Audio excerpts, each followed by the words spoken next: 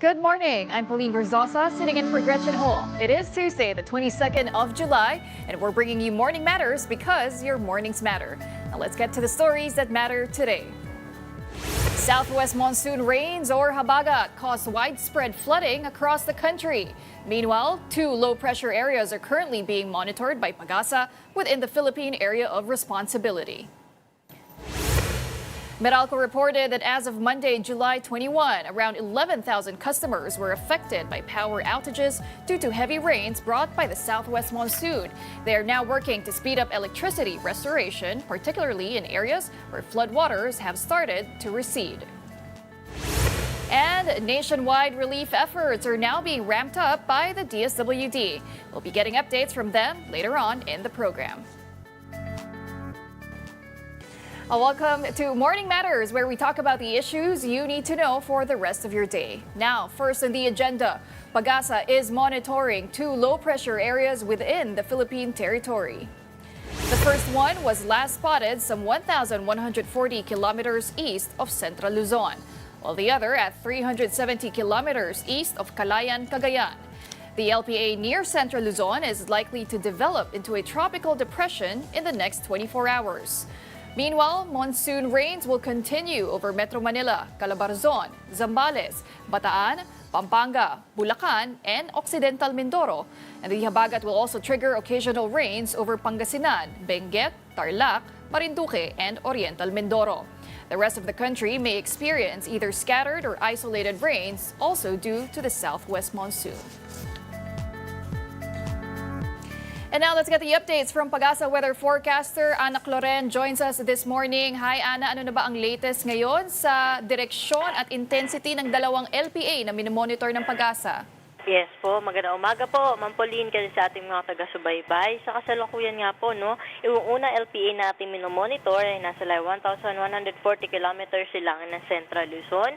At yung pangalawang LPA naman ay nasa area po ng, or nasa layong 370 kilometers silangan naman ng Calayan, Cagayan. So ngayong araw, itong dalawang low pressure area na to ay posible pong mag-merge o magsama into one LPA. So kapag naging isang LPA na lamang po ito, ay mas tataas yung tsansa na mag-isang bagyo ngayong gabi o hanggang bukas po. At itong LPA na posible maging bagyo ay posibleng mag-enhance ng habagat sa buong linggo po na to. Kaya po patuloy po natin itong minomonitor dahil nga yung habagat po natin mukhang walang tigil po hanggang sa mga susunod na araw. Dahil nga ngayon may mga malakas na bugso na mapag-ulan pa rin po tayo naasahan dito sa Metro Manila, Calabarzon, Zambales, Bataan, Pampanga, Bulacan at Occidental Mindoro. Ganon din po sa may Pangasinan, Benguet, Tarlac, Marinduque at Oriental Mindoro. May mga occasional rains din po tayo naasahan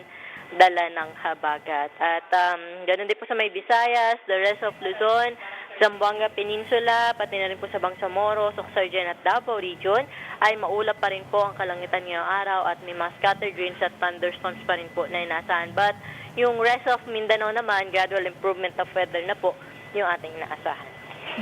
Ana, hanggang kailan ba magtutuloy itong habagat?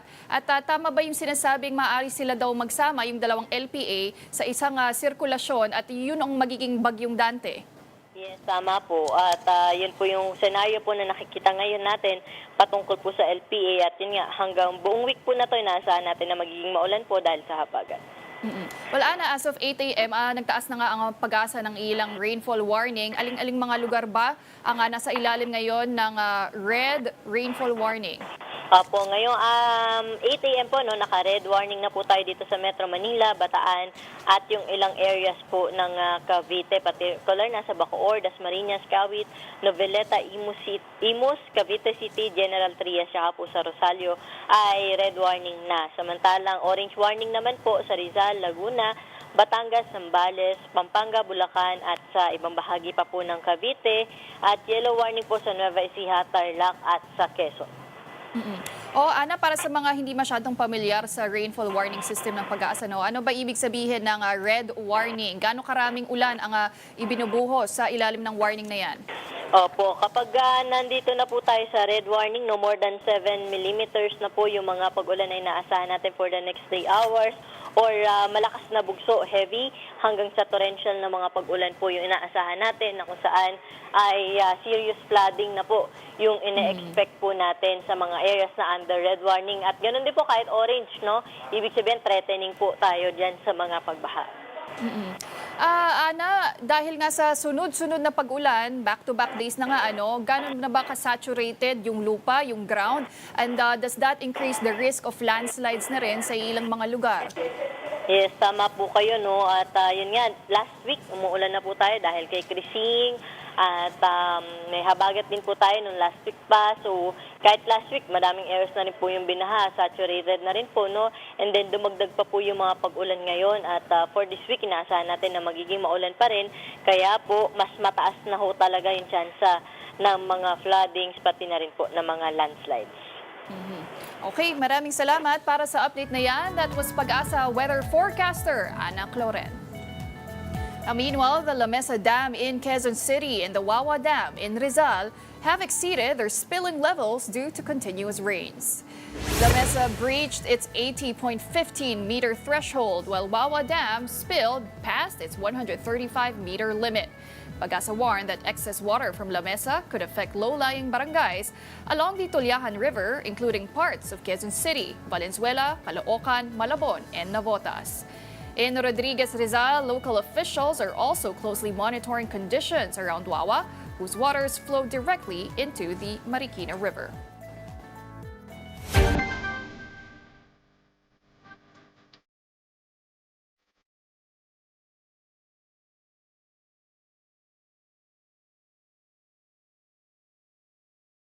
The Department of Social Welfare and Development is now stepping up its relief operations. And joining us this morning is DSWD Assistant Secretary Irene Dumlao.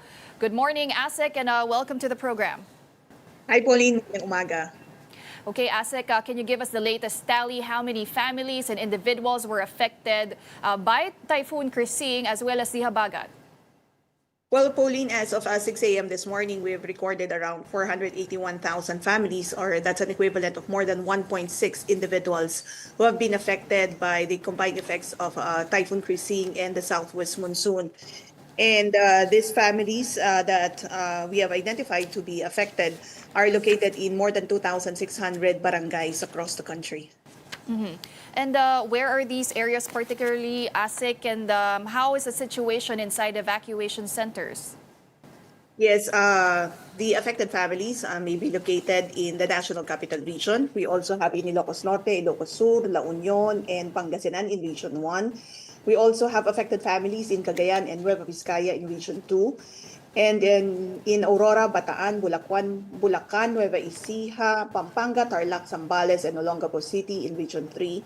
We also have affected families in Batangas, Cavite, Laguna, Quezon, Rizal, in Calabarzon.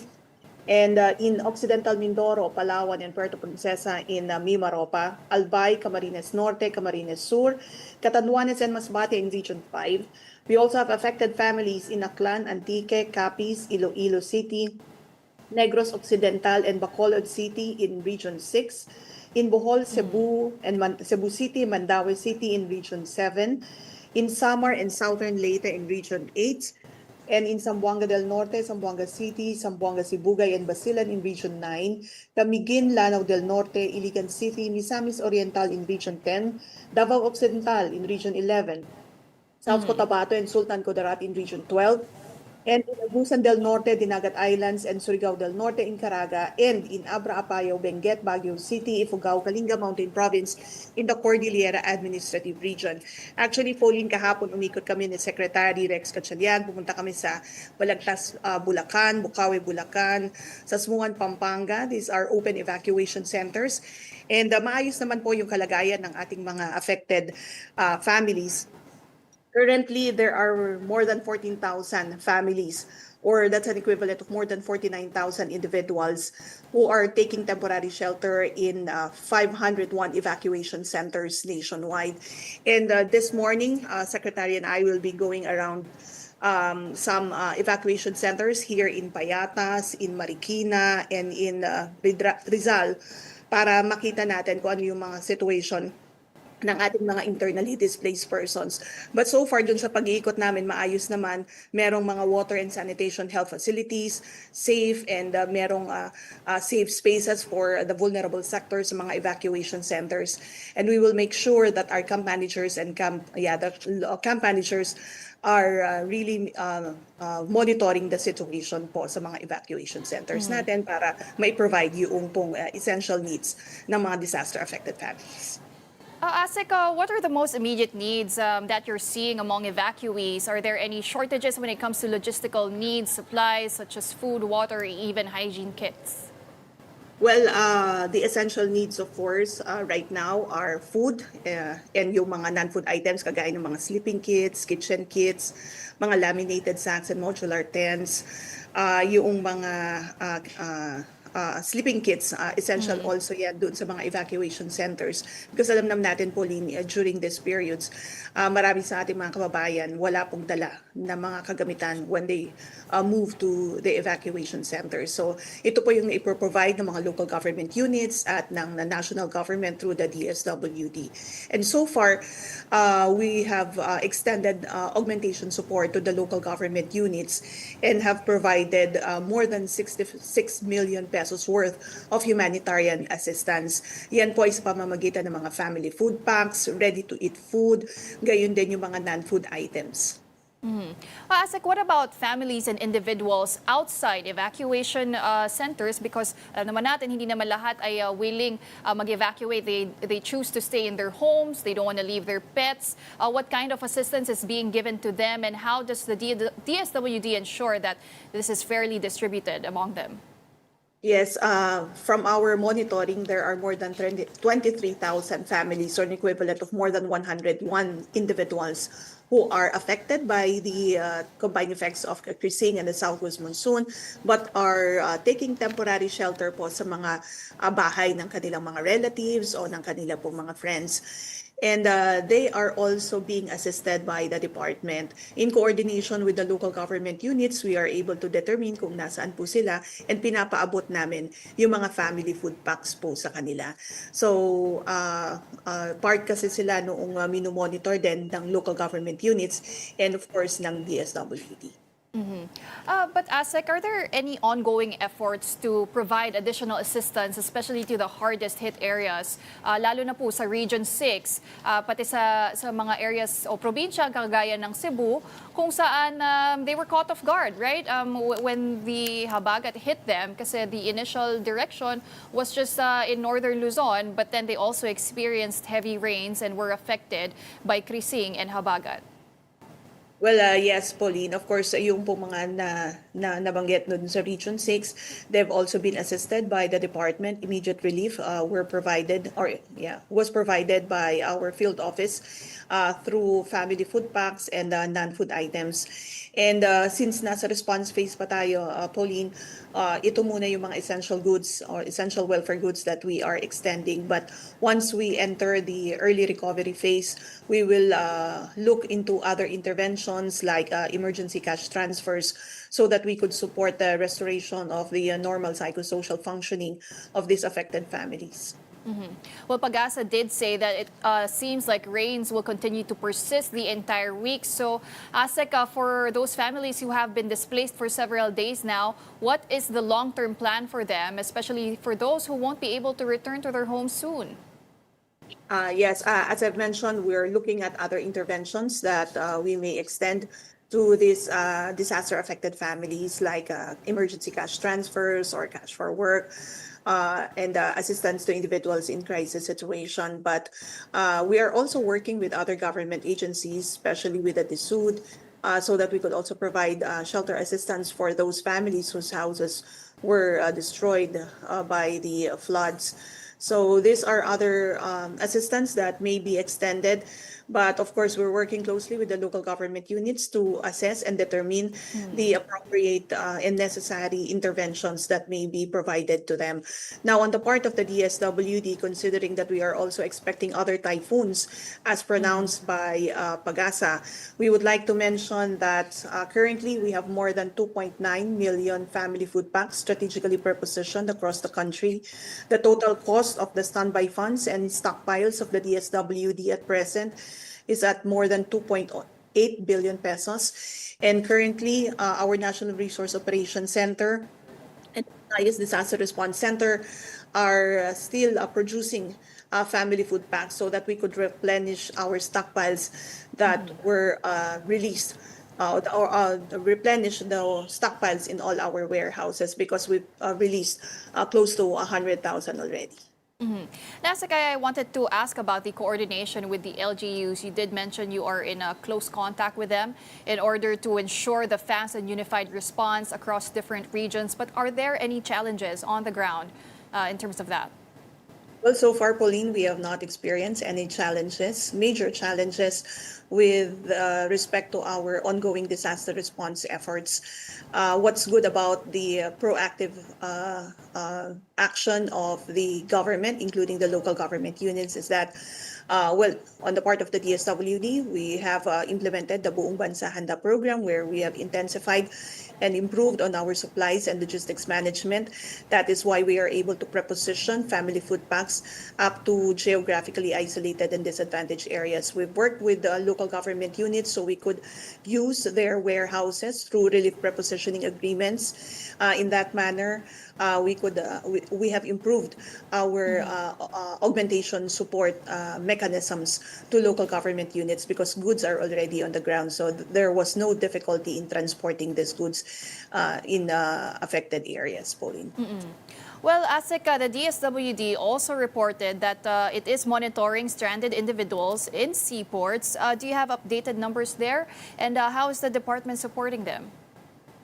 Well, yes, because of the partnership that the DSWD has entered into with the Philippine Ports Authority, we're able to preposition ready-to-eat food packs in major and critical ports. In fact, in Region 5 and in Region 8, where there were reported strandees, we were able to extend ready-to-eat food packs. And aside from that, of course, non-food items like sleeping kits. So yun po yung mga napauna natin na i-extend po dito sa mga passengers na stranded sa mga pantalan. And ASEC, what about families who feel that they haven't received enough aid yet or they might feel overlooked? Where should they run to? Ano nga po ba ang hotline or contact person na pwede nilang tawagan sa DSWD? Well, of course, yung mga kababayan po natin who are in need of immediate relief and comfort, maaari po sila makipag-ugnayan sa kanilang mga local government units, sa kanilang mga barangay officials. And then, ang DSWD po kasi nagpo-provide ng augmentation support sa mga LGUs. So, yung mga LGUs ang nagsasubmit ng mga request sa DSWD po para makapaghatid tayo ng mga family food packs and non-food items. Nonetheless, they may communicate with the DSWD directly through our official communication platforms. That's at DSWD Serves sa Facebook. And you may also send a message through our official website. That's www.dswd.gov.ph para po makita natin yung sitwasyon sa lugar po ninyo, ma-validate namin at makapagbigay po tayo ng nararapat na tulong. And when it comes to donations, ASEC, where can the public contribute, especially to those who want to send their help directly? Where can they do that? Yes, Pauline, of course, during this period, we appreciate na meron po tayong mga kababayan who have generous hearts. We welcome donations, of course, and you may course it through the Kaagapay portal ng DSWD. You kindly check on our website, www.dswd.gov.ph. There's a link there. It says Kaagapay portal. Diyan po papasok. Pwede pong pumasok yung mga donations na gusto po nyo ipahatid. Ang kagandahan po ng portal na ito, direct na po ito na mapapaabot doon po sa mga areas that you want to assist.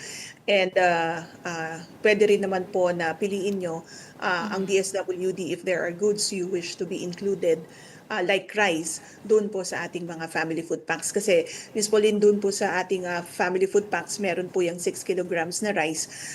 Sometimes we receive donations ng mga sakong bigas and then rini-repack namin at ini-include po namin dyan sa mga family food packs. So I highly encourage you to visit the Kaagapay portal of the Kaagapay donations portal of the DSW. And when it comes to those food packs, Asik, kahit yung mga canned goods, parang may nabasa ko, sana naman daw hindi yung pa-expire na o yung mga malapit sa expiration because of course hindi naman maganda yun para sa mga evacuees. But finally, Asik, what's your message also to the public when it comes to verifying trusted channels when they want to send their donations? Because alam naman natin na kapag panahon ng sakuna or calamities, naglilipa na din or fake donation drives circulating online also proliferate. Yeah, that's correct. But before I address that, Pauline, let me mention that DSWD has the warehouse inventory system na kung saan na-monitor po natin kung ano ang date of manufacturing and date of expiry ng ating mga family food packs. We make sure that 5 months or 3 months prior to the expiry of these goods ay nagagamit na po natin for other social protection activities and projects ng DSWD mga goods, because definitely we will not be sending out expired goods to our disaster affected populations. We make sure that our goods are fit for consumption. So because of the inventory system ng DSWD, we are able to track and monitor yung ating pong mga inventories.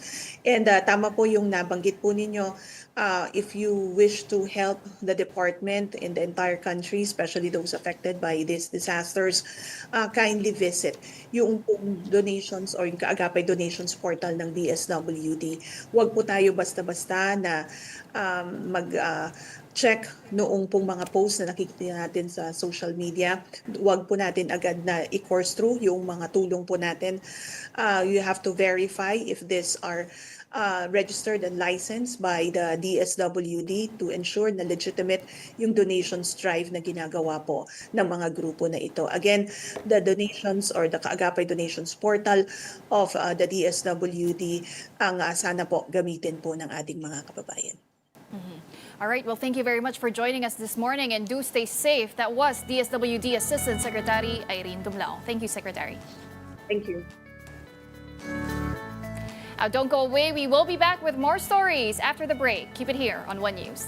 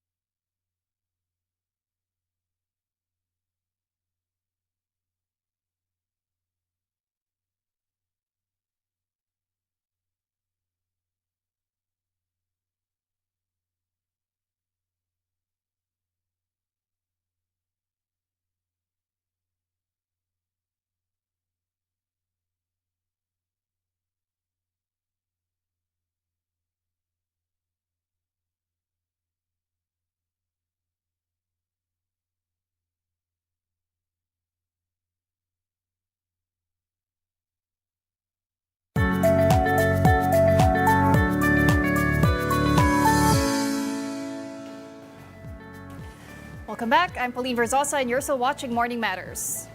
Torrential rains brought by the southwest monsoon have submerged several areas in different provinces. Here's the report. Even before dawn, parts of Pangasinan were already flooded on Monday. In areas like this home in Umingan, water was rushing past like a river, fueled by strong currents. Rice fields were not spared from the effects of the heavy rain. Floodwaters also entered many homes in the town of Bugalyon. Some fish were found dead, floating in the water. Ngayon mga isda guys, tingnan nyo, kawawa kaya. In Dagupan City, tricycles struggled to get through the Mayombo-Karanglaan Road submerged in waist-deep water. Most motorists didn't even dare attempt to cross. Even buses could not get through. In Calasiao, the Marusay River reached critical levels due to heavy rainfall. According to the Pagasinan Provincial Disaster Risk Reduction and Management Office, more than 19,000 families have been affected by flooding triggered by Krising in the southwest monsoon. In La Trinidad, Benguet, a portion of a mountain collapsed along Balete Longlong Road after continuous rains. Large boulders came crashing down onto the road. Authorities immediately closed the area to motorists. As for now, possible siya ng one way lang. Natapos ang clearing kagabi, mga past 8. So yun lang ang nakayanan ng manpower natin. In Cannon Road, Baguio, a large boulder struck this dog last Saturday. The nearby parked car was also destroyed. Because of the size of the rock, many thought the dog had died. Hinanap ko siya. Wala naman siya sa may kulunganan niya. Nakita ko, gumagalaw yung yero na nakadagan sa kanya. Doon pala nakadagan siya. Tahimik lang siya doon. Another dog not captured on CCTV reportedly died after also being crushed by a boulder.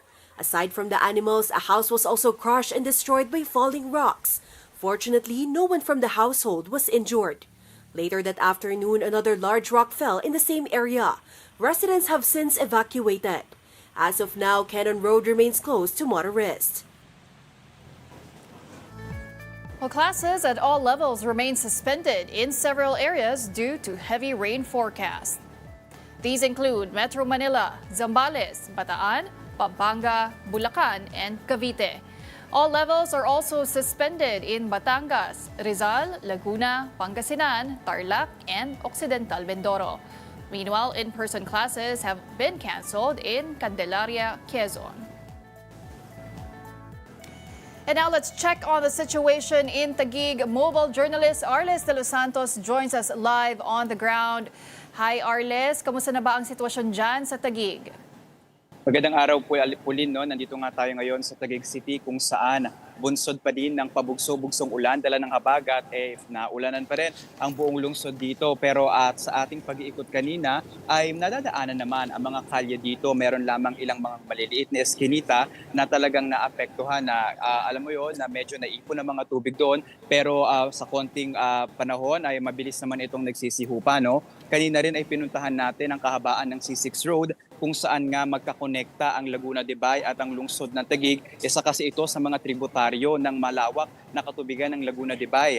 Kaya naman mayroong 3 floodgate na dito ay situated sa pangilalim ng pangangalaga ng Metropolitan Manila Development Authority o MMDA. Kanina ng atin itong binisita ay patuloy ang pagdating ng mga opisyal ng MMDA para masiguro na talagang nagagampanan ng mga pumping stations na ito ang pagkontrol para maiwasan ang pagbaha na nangyari nga kagaya na lamang noong Bagyong Ondoy na lampas tao mismo ang tubig baha lalo na sa first district dito sa Taguig. Pero hindi tayo pinayagang pumasok kaya naman tayo ay patuloy ang pag-monitor dito sa Taguig at ngayon ay passable naman ang lahat ng daan dito. Pauline? Arles, ano naman yung sitwasyon pagdating naman sa mga floodgates sa Taguig? Actually, Pauline, fully operational naman ito. Ang ilan nga lang sa nagiging hamon dito ay yung mga kumpol na mga water lilies na kapag umuulan, talagang nagpapahirap nga sa pagpopa ng tubig. Dahil ito actually, Pauline, ay medyo matitigas na Parang medyo nagiging isla ang formation ng mga water lily na ito. Kaya naman may mga pagkakataon na talagang kailangang may mga pagkakataong bumabara ito mismo doon sa ating mga pumping station. Pero nevertheless, Pauline, ay fully operational ang 3 floodgates at namimitigate naman ang pagdaloy ng tubig dito sa Kalakhang Taguig. Arles, kwentuhan mo kami, ano ba yung nangyari overnight sa Taguig because nga buong gabi patuloy yung buhos ng ulan. Ano? In fact, until now, Metro Manila is still under red warning pagdating sa rainfall alert system ng Pagasa. Actually, Pauline, nung natapos ang ating pag-iikot kagabi sa iba't ibang mga lungsod ng Maynila at kaninang umaga ay talagang makita natin kagabi na nag-ipon-ipon ang ilang mga katubigan dito sa Taguig dahil sa patuloy na pag-ulan nga dala ng habagat. Pero so far, kakaunti ang mga area na naapektuhan nito, pero itong mga kalapit doon sa mga pumping station kasi may mga creek na malalapit doon, agaran ng inilikas ng lungsod ang mga residente na nakatira sa mga lugar na ito para na rin maiwasan ang mga aksidente na maaaring idulot ng mabilisang pagtaas man ng tubig kung magpapatuloy ang malalakas na ulan dito, dala na nga ng habagat. At ayon sa city government nito ay nakapagbigay na rin ito ng mga assistance, higit lalo sa mga mangingisda na apektado ng habagat na hindi ngayon makakapalaot dahil na nga sa masamang panahon. Oo, Arlis, may mga nabisita ka bang evacuation centers din? Kamusta naman yung pamamahagi ng mga relief packs? Naging matagumpay Pauline ang distribution ng mga relief operation packages, no? Kagaya na lamang doon sa Barangay Wawa dito sa District 1. Actually, may ilang mga pamilya doon na talaga ngayon ay nananatili sa mga tents, sa mga covered court. Pero ayon naman sa lungsod, patuloy pa rin ang kanilang operasyon para masiguro ang kaligtasan ng mga residente nito. All right, thank you very much for that update and do stay safe. That was mobile journalist Arles de los Santos reporting live from Taguig. Now stay tuned because Morning Matters will be right back after this short break. Keep it here.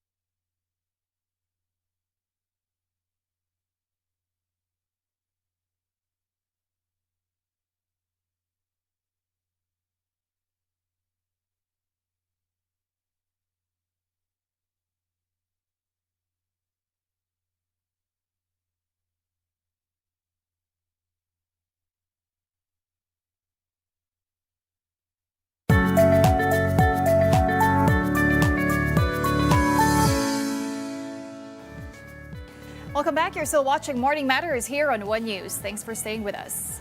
Up to 100,000 undocumented Filipinos in the U.S. may face deportation under President Donald Trump's immigration crackdown. And that's according to Philippine Ambassador Jose Manuel Romualdez. Romualdez assured deportees will be sent directly to the Philippines and not to third countries. He urged those affected to seek legal help. President Marcos is set to meet Trump this week, but immigration will most likely not be on the agenda, as talks will focus on defense and U.S. tariffs. Meta has taken down Facebook pages of 20 influencers accused of promoting illegal online gambling. The move follows a request from the Cybercrime Investigation and Coordinating Center, or CICC, and digital advocacy group Digital Pinoys. They thanked Meta, saying the takedown reflects the platform's stance against unregulated gambling content. Some influencers ignored warnings from the CICC to stop gambling promotions by July 11. And those who failed to comply have been issued show-cause orders and could face criminal charges as part of the ongoing crackdown. Several areas in Metro Manila experienced flooding due to rains brought by the southwest monsoon, or habagat. Here's the report. Non-stop rains over the weekend and into Monday, July 21, brought widespread flooding across Metro Manila. In parts of España Boulevard, roads were submerged with hardly any vehicles in sight. Students were forced to wade through dirty floodwaters after classes were suspended. Sobrang hassle po kasi hindi lang baha yung traffic pa, tapos pagod rin po kasi pumasok pa po kami tapos uuwi lang ulit.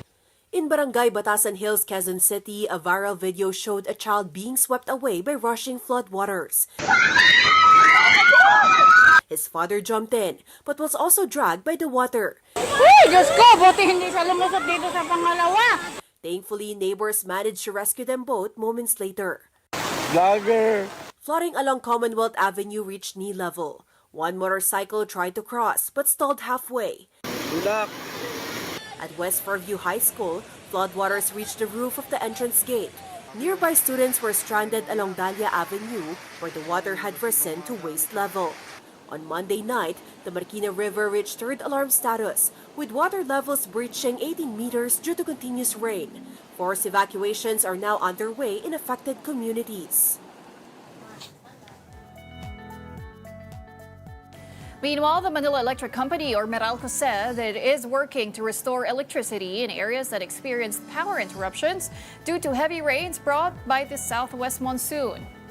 On Monday, Meralco reported that around 11,000 customers, or less than 1% of its total base, were affected by outages. Most of them were in Cavite, Bulacan, and Rizal, while the rest were spread across Metro Manila, Laguna, Batangas, and Quezon provinces. Meralco said field crews were actively deployed to speed up restoration, particularly in communities where floodwaters have started to recede. And now to talk more about the ongoing power restoration efforts of Meralco following days of heavy rains and flooding caused by the habagat, we have Joe Zaldariaga, Meralco Vice President and Head of Corporate Communications. Hi, Joe. Good morning, and thanks for joining us. Hi, Pauline, at good morning to all your viewers.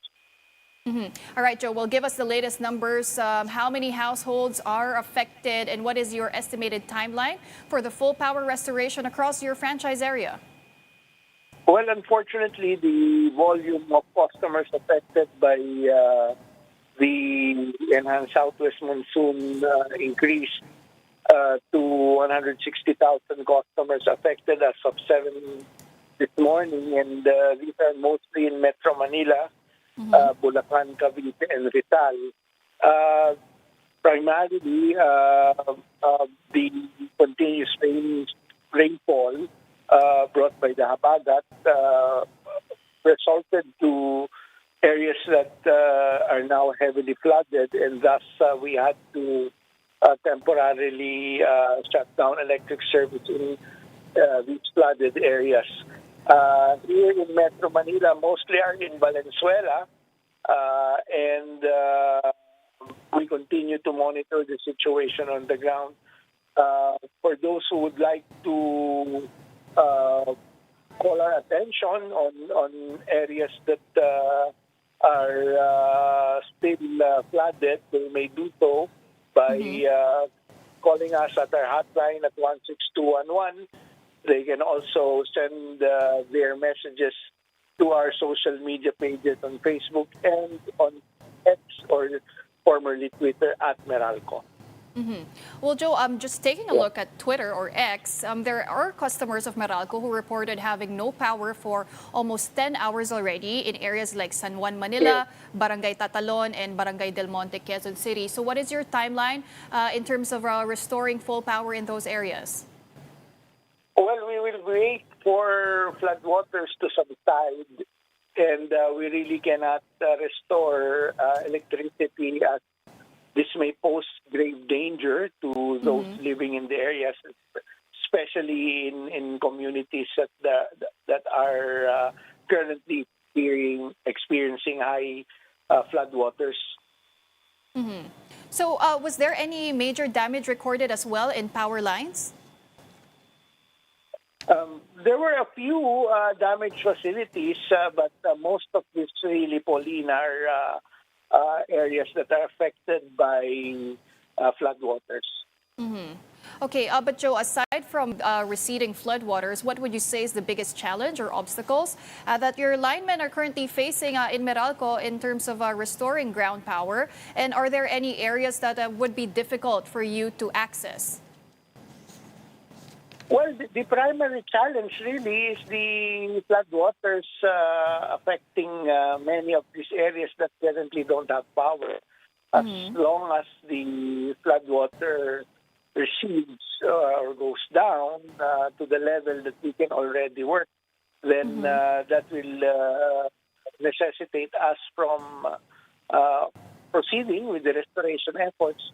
But as of now, if the waters in these areas are still high, then unfortunately we'll need it to recede first before we are able to fully operationalize our restoration efforts. And how will you prioritize, Joe, these areas that need restoration? Are critical facilities such as hospitals, water pumping stations, will they be prioritized? Definitely. We have a protocol in terms of the restoration efforts that we undertake, and every year, every time we experience this kind of a situation, primary consideration as far as Meralco is concerned are the critical areas such as hospitals and the like. Well, Joe, given that severe weather is a recurrent phenomenon in the Philippines, I mean, it's only July and this is just the third weather disturbance or seeing, and habagat continues to persist. What investments has Meralco made in terms of strengthening your power lines and maybe some of the technologies that you have tapped in order to make the grid more resilient to storms and floods? Well, we continuously invest in storm hardening initiatives as far as our facilities are concerned. We are closely, and we've said this publicly, looking into automation or advanced metering infrastructure as part of our initiative to ensure that we will be able to continuously operate under this new normal situation. As far as the storm hardening is concerned, this has been an ongoing investment over the past few years, and we will continuously do so. This is primarily done in order to face the challenges of the future, particularly the new normal we are experiencing right now, as far as the weather conditions have changed over the years as well. Well, Joe, for this month of July, electricity rates have gone up. Is there a way to keep charges more stable in the coming months, especially since a lot of households will be recovering from the habagat? Well, we are primarily dependent on the generation cost, and it's very hard to say what the rates will be moving forward. And the primary driver of the generation costs are the fuel costs that the generating plants consume, plus the other factors in place such as dispatch of the plants and many other factors, and one of which as well is the foreign exchange or the peso vis-a-vis the US dollar. As we have explained in the past, the power plants are very dependent on dollar-denominated operational cost. That's why this also impacts.